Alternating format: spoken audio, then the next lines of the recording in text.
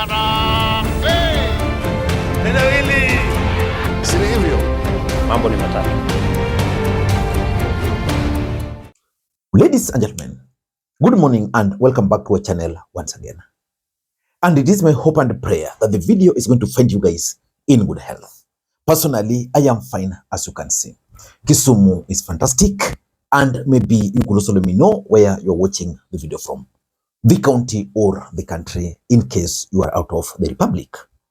Ladies and gentlemen, yesterday William Ruto met with over 12,000 UDA aspirants at State House in Nairobi.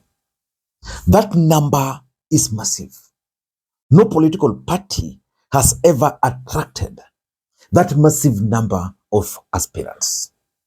I'm coming up with that analysis later because it's significant, politically speaking. But when William Ruto was meeting with UDA aspirants in Nairobi at State House, somewhere in Nairobi, Rigathi Gachagua was also receiving an aspirant, Nelson Havi. Let me read for you what Rigathi Gachagua posted after meeting Nelson Havi. DCP party requires great legal minds for legislation, representation, and oversight. I am happy to welcome Nelson Havi, one of the greatest legal minds in the country, to work with us in his quest to represent the people of Westlands constituency in the National Assembly. DCP is the home of progressive professionals who desire political leadership. And they shared those images. I can assure you, this is massive political gain for Rigathi Gachagua, because I've always maintained that politics is a perceptual game. And let me read for you another post by Wakili Edward Muriu, who is the member of parliament for Gatanga, a close ally of Rigathi Gachagua. This is what he posted. I am proud to have delivered President Nelson Havi, former LSK President, to DCP party. He was warmly received. I want you to pay very close attention. He was warmly received by DCP party leader, His Excellency Rigathi Gachagua, and has officially joined the one-term movement. President Havi will now fly the DCP flag. Listen, President Havi will now fly the DCP flag as he aspires for the Westland parliamentary seat. Karibu, Mr. President.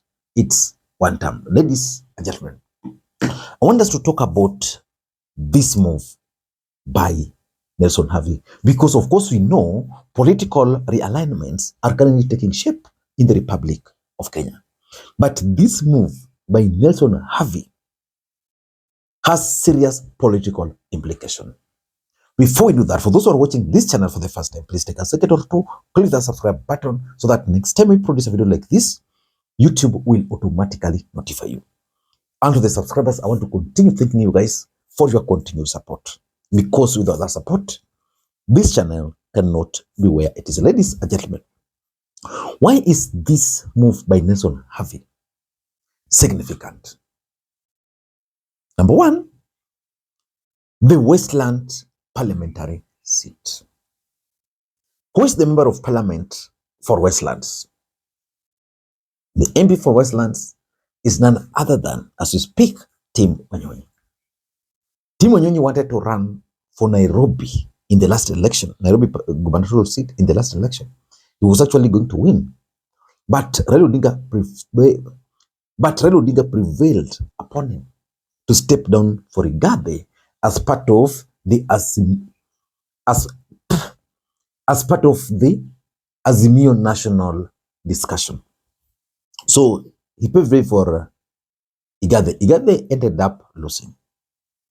Then after the election, Tim Wanyonyi again set up structures to contest for Nairobi. Again, Raila Odinga prevailed upon him, probably because of Sakaja. And Tim Wanyonyi shifted his base silently to Bungoma, which means the parliamentary seat for Westlands in 2027 is going to have a new member of parliament. If you look at the maths in Westlands, Tim Wanyonyi has been an MP there. Before Tim Wanyonyi, there was Fred Gumo. Fred Gumo used to fight it out with, was it Betty Tet? And clearly, it has always been Kikuyu versus the Luhya. The Luhyas are the majority in Westlands. And that's why this appointment, this meeting is significant. Luhya nation are the majority. You will expect to find ODM sponsoring a candidate or UDA sponsoring a candidate in Westlands, probably a Luhya.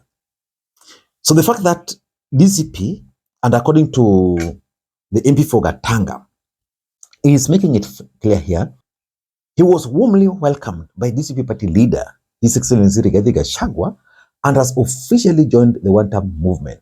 President Havi will now fly, which means DCP will issue the ticket to Havi. If that will happen, then Havi is the next member of parliament for Westlands. Because if the Kikuyu nation will vote for Havi, Havi will just need a fraction of the Luhya voting bloc and will be home and dry. Remember, Havi is not new to Westlands. He contested in the last election. But UDA did not have a chance there. So for me, if there's any political move which Havi has ever made and is making sense, then it's this one. He has very high chances of winning under DCP. Number two, I think the role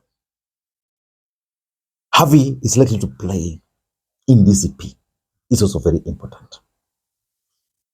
We all know that Rigathi Gachagua might not be on the ballot. But Rigathi Gachagua and DCP must be prepared for litigations. They must prepare for court cases. Nelson Havi at one point was one of Raila Odinga's lawyers. He's a good lawyer. One of the greatest legal minds in the country. So Rigathi having him simply means Rigathi is preparing a battery of lawyers who are likely to go to court after being defeated. Yeah, that's the honest truth. Raila Odinga used to have a battery of lawyers ready for any eventuality after the election, because Raila knew he was going to win. His election was going to be rigged and then court. I can see Havi playing that role for Rigathi Gachagua, and that's why the post by Rigathi Gachagua after this meeting is significant. It begins, DCP party requires great legal minds for legislation, representation, and oversight. But the only party has not added here is the upcoming cases, electoral cases. So Havi is going to find himself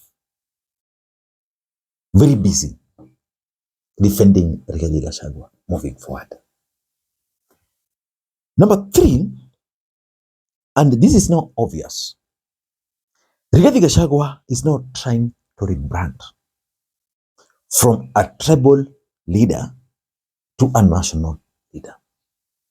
I've always explained to you guys that Rigathi Gachagua is a very good politician, but his major undoing is normally the idea of just talking without thinking.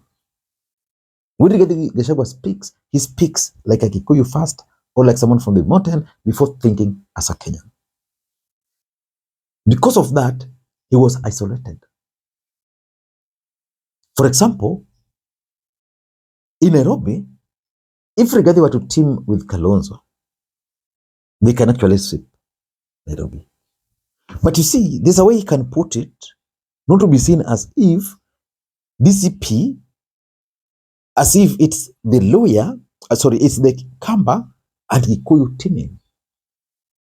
A better way would have been for him to project a coalition, that if you have a strong coalition of DCP and a strong coalition of Wiper in Nairobi, no party can defeat us. That's totally different from saying the Kikuyus and the Kambas ndio wamekuwa sijui wakifanya nini, you know. So because he made those comments, people like Babu Owino really suffered. People like Evans really suffered because all their equations were pegged on the support from Rigathi. So by now reaching out to Havi and saying like, okay, in Westlands we can give you. So it would mean no, DCP will have a strong lawyer candidate with the possibility of several MCAs. Because if Havi were to win Westlands, the implication would be that win will be counted as DCP win. So it's rebranding strategically to a national leader. Number 4, the war in ODM is making it very difficult for people like Havi to actually join ODM party. Because if Nelson Havi were to say, okay, I'm joining ODM party because the former MP is from ODM, the next question would be, very important, the next question would be, which faction of ODM? Because as long as ODM is divided, as long as you have 2 factions in ODM, they cannot win. I can assure you, they cannot win Westlands.